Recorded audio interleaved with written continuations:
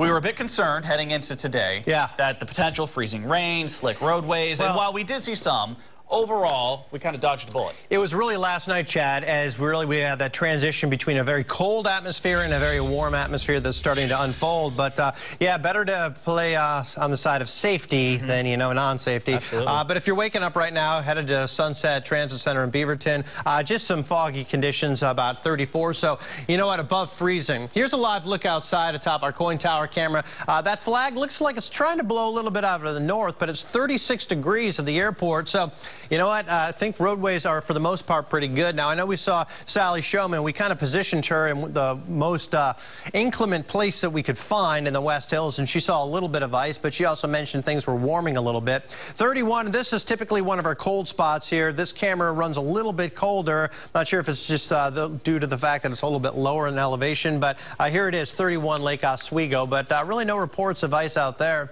34, we're above freezing right now. This is along the Columbia River, so all in all, temperatures above freezing, and really, if you're 32 or above, you're not going to run into problems. Is when you're at about 30, 28 to 30, and you keep those temperatures around for a couple of straight hours, that we can have some of the wet roadways start to glaze over in some ice. But as we look across the metro, west to east, north to south, you know what? We're just above freezing, so really we're okay. Now, we're 34 in Salem, 36 PDX. Along the coast, no problems there. We're very mild in the 30s. On the Hood River and the Dalles, you expect it to be cooler, but not a lot of moisture there, so far, so good.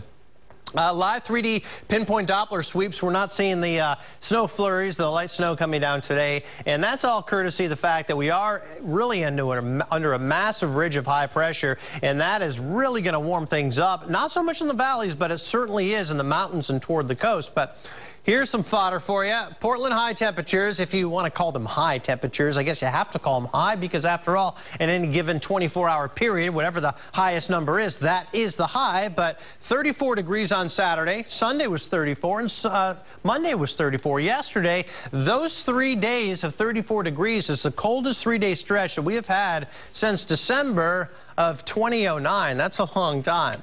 So here's the idea here. Some patchy slick spots early this morning, but you know what? Might have to remove that terminology here as we're starting to mild things up a little bit. As we zoom out and look at the whole Pacific Ocean, see that storm track? That is several hundred miles off to the west. We got a massive ridge of high pressure building in. And what that means this time of year is that the air sinks and we still have some of that colder air, and cold air is actually denser. It means it weighs more than warm air, and that really goes to the surface. So these are the setups where we get temperatures like 46 right now at Mount Hood Meadows and 35 in Portland. Doesn't make much sense, right? But that's what happens when you get these temperature inversions, and it keeps the coast sunny and mild, the mountains sunny and mild, and it puts the valleys into the fog as that dense, heavier cold air really starts to seep down to the lowest elevations. And that's what's going to happen. Now, some days we might break that off, in which case it's going to be a tricky forecast. Might have to up those temperatures up, but don't think many people complain when that happens. Forecast then for today, 30s and 40s statewide, and I think we see a lot of sun unless you're in the valleys. I think we'll go for about 40 here today in Portland. May have to up that up a little bit if we can get some of those sun breaks. Otherwise, tonight, mostly cloudy, maybe some more patchy freezing fog late.